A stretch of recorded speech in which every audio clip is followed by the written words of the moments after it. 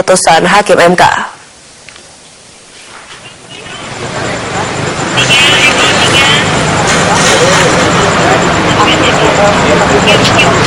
Ya Widya, menjelang malam saat ini sudah mendekati pukul 10:30 malam, namun kediaman Joko Widodo yang merupakan presiden terpilih saat ini masih ramai dikunjungi oleh sejumlah tamu, baik itu dari sejumlah politisi maupun juga tokoh-tokoh nasional.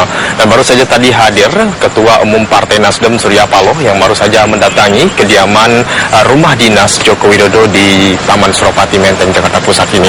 Dan tadi juga setelah dikemukakan atau diumumkan oleh Mahkamah Konstitusi terkait dengan hasil pemilihan presiden, di mana gugatan Prabowo Subianto tadi dinyatakan ditolak semuanya, maka Joko Widodo dan juga Yusuf Kala langsung melakukan konferensi pers di halaman rumah dinasnya di Taman Suropati ini.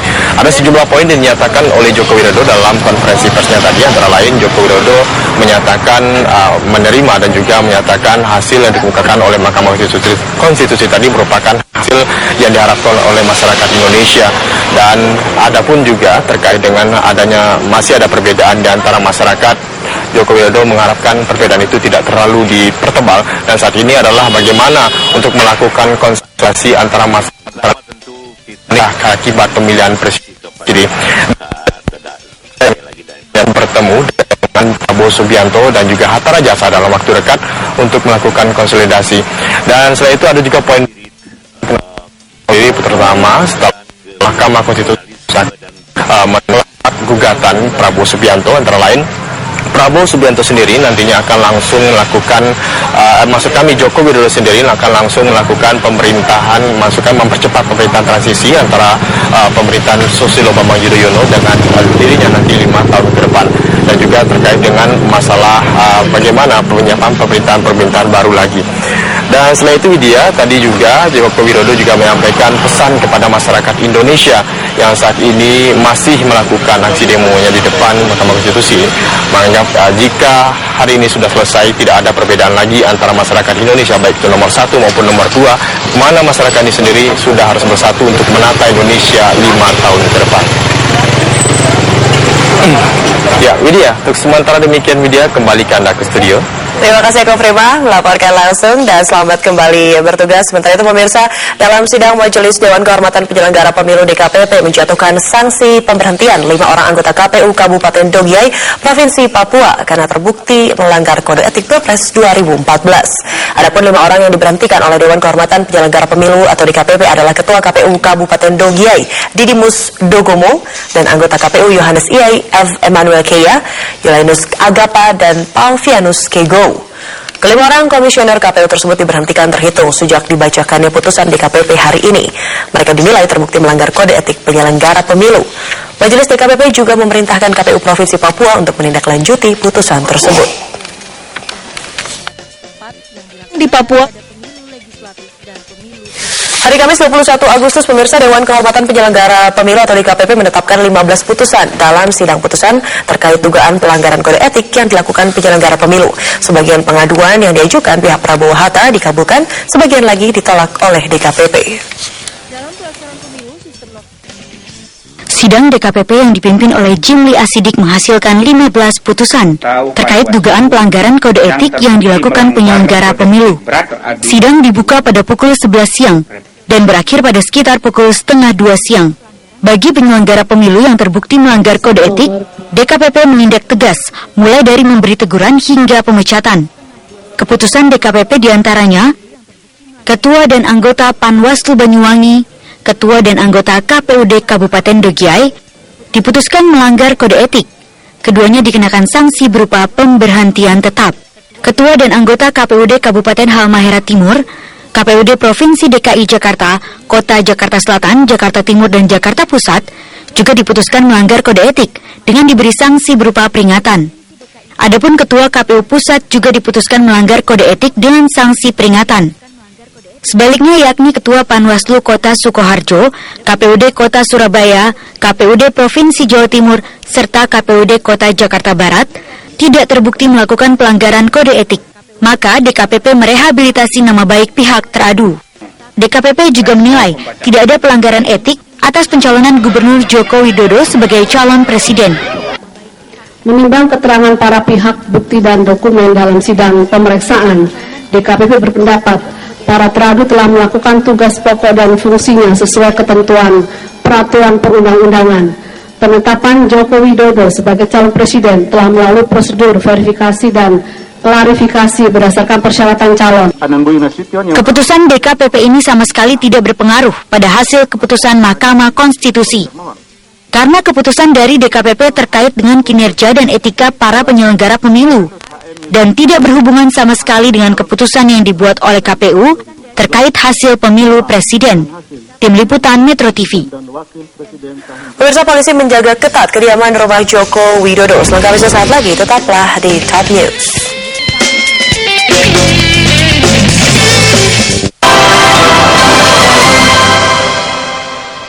Didukung oleh A kick of perfect white coffee. Coba deh, ini white coffee yang sebenarnya. Top White Coffee, ini baru yang benar-benar white coffee. Rich and creamy. Harum aromanya, 100% white coffee berkualitas. A kick of perfect white coffee, beli 3 gratis 1. Ini white coffee yang sebenarnya.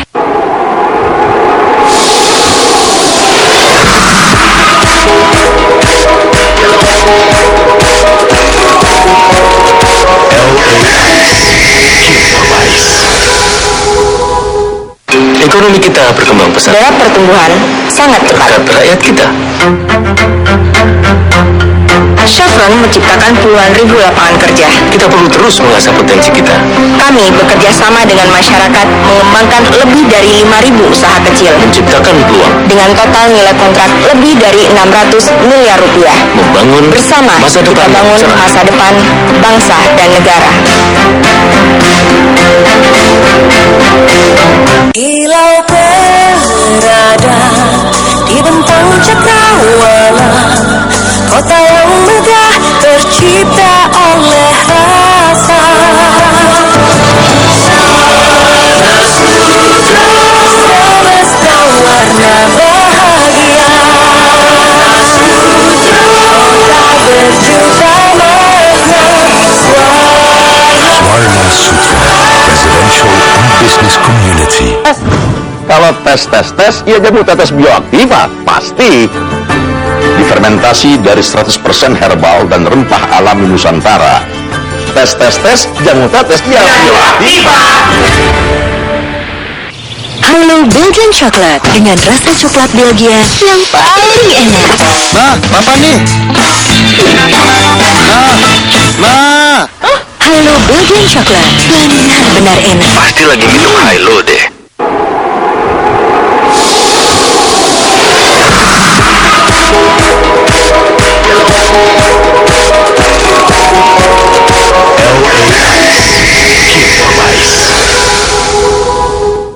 Ekonomi kita berkembang pesat. Dalam pertumbuhan sangat cepat. Berkat rakyat kita. Chevron menciptakan puluhan ribu lapangan kerja. Kita perlu terus mengasah potensi kita.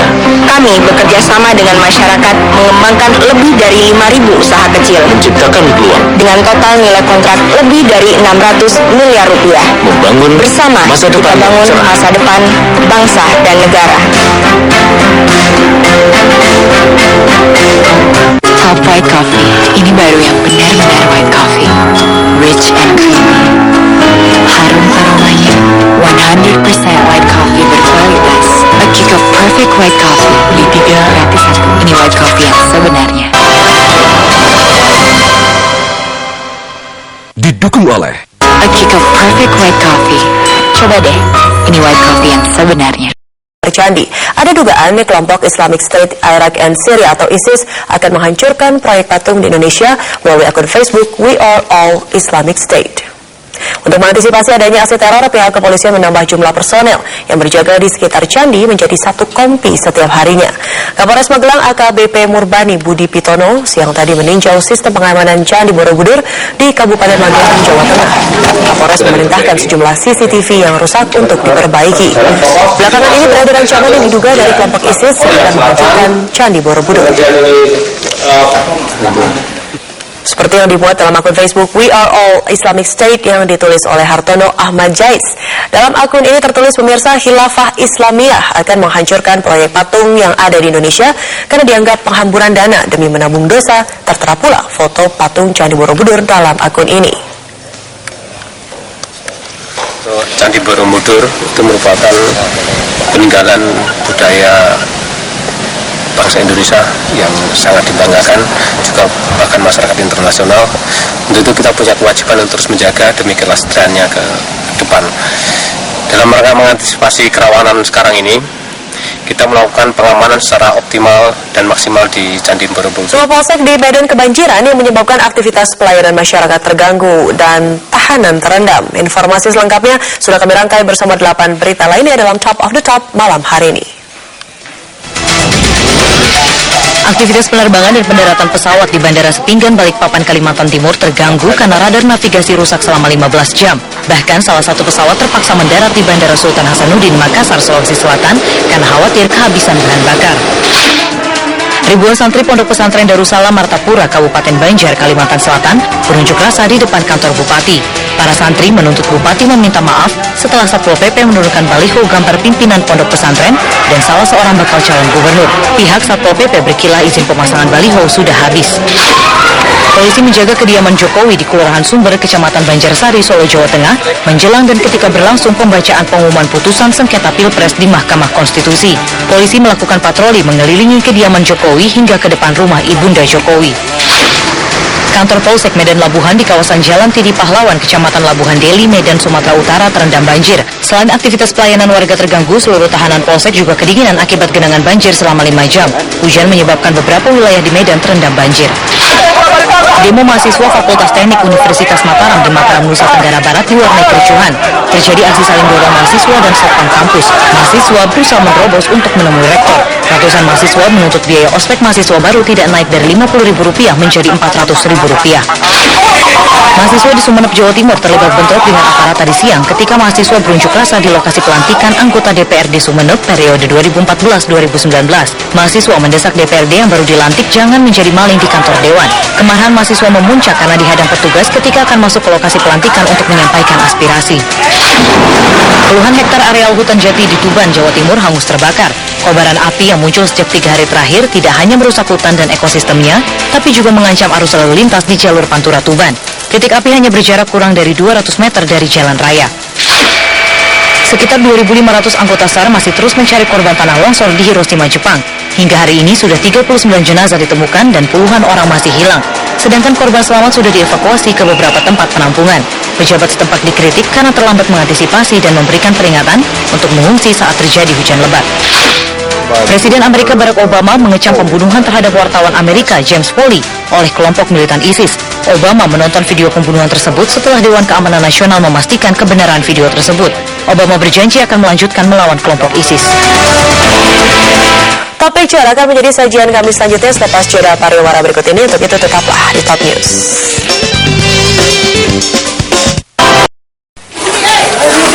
Kobaran api terus membesar menghanguskan rumah warga di Kelurahan Jati, Kota Probolinggo, Jawa Timur, Kamis malam.